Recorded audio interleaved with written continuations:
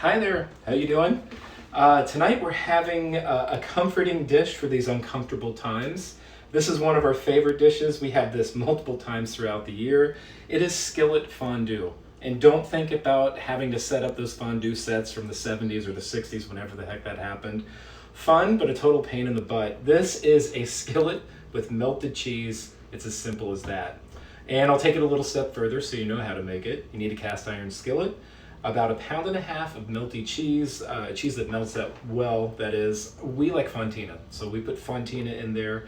Monterey Jack would work really well. It's really to your taste, but again, it needs to be a melty cheese. We also put a little goat cheese in there as well. It adds a little sharpness. It's also one of our favorite cheeses, and it does melt quite well. Then outside of that, it's pretty simple. We put 6 cloves of garlic, which I know sounds like a lot. It's not. Thinly sliced, you scatter it throughout. About 1/4 cup of olive oil, drizzled throughout as well, and then we put a lot of fresh herbs in here. About 1/4 cup, really eyeball it, it's to taste. We have thyme, a little sage, you could do parsley and rosemary. I feel like there's a song in there somewhere. Anyway, and you throw it in the oven under the broiler as close as you can get to it without burning it. About 5-6 minutes, you're good to go. The best part is if it gets cold on you and it needs to be more melty, you just put it right back in the oven in that same pan. You serve it like this with some good crusty bread, you're good to go. And what's better than cheese, bread, and wine?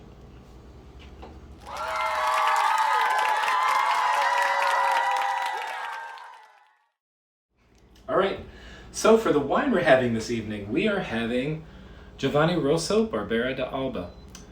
That is the grape, and that is where it's from. So this is Barbera from Alba. Alba is this beautiful town in the northwest region of Piedmont in Italy.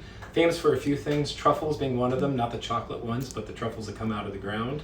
Also 2 really important, amazing wines, Barolo and Barbaresco. This actually comes from one of the villages of Barolo, known as Serralunga.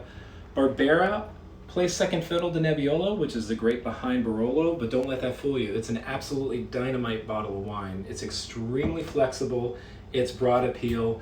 As a matter of fact, when I'm going to a cookout or going over to somebody's house for dinner, I usually bring a bottle of Barbera because I don't know their level of comfort with wine. Do they like California wine? Do they drink Malbec? Doesn't matter. Everybody likes Barbera, and that's what I like about it. From Barbera, in particular this one, you can expect some beautiful notes of plum, black cherry, a little blackberry, lovely tannin, kind of like black tea, and tannin is that drying quality the red wine has, but this isn't aggressive.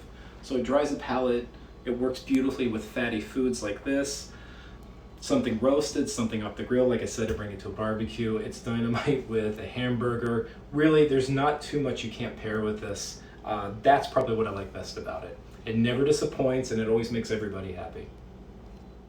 So we've got the food, we've got the wine. I feel like we need a soundtrack. We do. Should we listen to?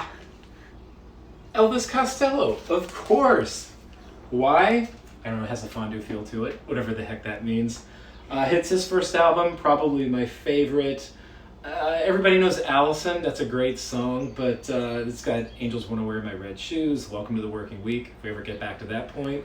And probably more aptly put now, Waiting for the End of the World. I don't know, seems poignant. Anyway, highly recommend all 3 of these things together. Do it, I think you'll be happy. I know we're gonna enjoy it. Until next time, cheers.